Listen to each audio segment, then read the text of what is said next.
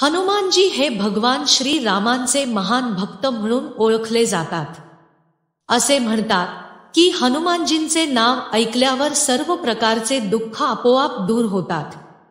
अशा परिस्थितीत आज आम्ही तुम्हाला हनुमानजींच्या पंचमुखी अवतारातील 5 मुखांचे महत्त्व सांगणार आहोत। हनुमानजींच्या या 5 अंकांच्या दिशा वेगवेगळ्या दिशांना आहेत आणि त्या सर्वांचे स्वतःचे विशेष महत्त्व आहे। या 5 मुखांची नावे, दिशा आणि महत्त्व जाणून घेऊया। पौराणिक कथेनुसार जेव्हा राम आणि रावण यांच्यात युद्ध झाले तेव्हा रावणाला समजले की त्याचे सैन्य युद्ध हरत आहे। मग त्याने आपला मायावी भाऊ अहिरावण याच्याकडे मदत मागितली।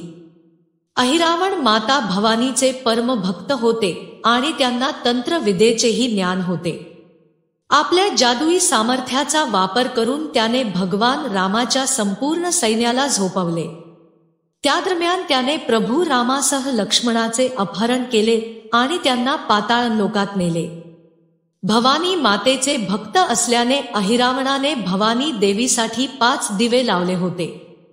त्याला वरदान होते की जो कोणी हे 5 दिवे एकत्र विझवू शकेल तो त्याला मारून टाकू शकेल।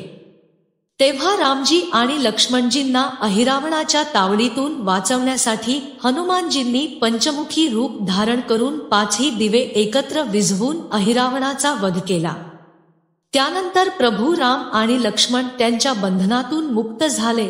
हे हनुमानजींचे पंचमुखी अवतार कोणकोणते आहेत आणि त्याचे महत्त्व काय आहे ते आता आपण पाहू। 1. माकड मुख। पंचमुखी अवतारातील हनुमानजींचे मुख पूर्व दिशेला आहे, त्याला माकड मुख म्हणतात। असे मानले जाते की माकडाचा चेहरा शत्रूंवर विजय मिळवून देतो। 2. गरुड मुख। हनुमानजीच्या पश्चिम दिशेला गरुड मुख म्हणतात। मान्यतेनुसार हे मुख जीवनातील अडथळे आणि त्रास दूर करण्याचे काम करते। 3. वराह मुख। हनुमानजींच्या पंचमुखी अवतारात उत्तराभिमुख असलेल्याला वराह मुख म्हणतात।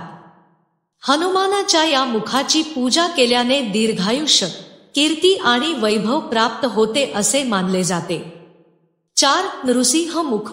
दक्षिण दिशेला असलेल्या हनुमानाच्या मुखाला नृसिंह मुख म्हणतात। धार्मिक मान्यतांनुसार नरसिंह मुख जीवनातील तणाव आणि अडचणी दूर करतात। 5. घोड्याचे मुख। हनुमानजींचे 5वे मुख आकाशाकडे असते, याला घोड्याचे मुख देखील म्हणतात। हे मुख मनोकामना पूर्ण करणारे मानले जाते। पंचमुखी हनुमानजींची मूर्ती किंवा फोटो नेहमी घराच्या दक्षिण दिशेला लावावा।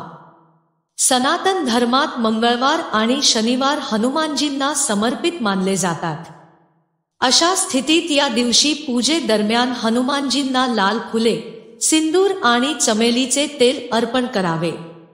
तसेच हनुमानजींना गूळ आणि हरभरा अर्पण करावा। या दिवशी सुंदरकांड किंवा हनुमान चालीसाचे पठण करावे। दक्षिण दिशेशिवाय घराच्या दक्षिण पश्चिम कोपऱ्यात पंचमुखी हनुमानजींचे चित्रही लावू शकता, यामुळे वास्तुदोष दूर होतात। त्याचबरोबर घराच्या मुख्य प्रवेशद्वारावर पंचमुखी हनुमानजींची मूर्ती ठेवल्याने नकारात्मक ऊर्जा घरातून दूर राहते। आजची माहिती आपल्याला कशी वाटली? जर तुम्हाला आजची माहिती आवडली असेल तर व्हिडिओला लाईक, शेअर आणि सबस्क्राईब जरूर करा।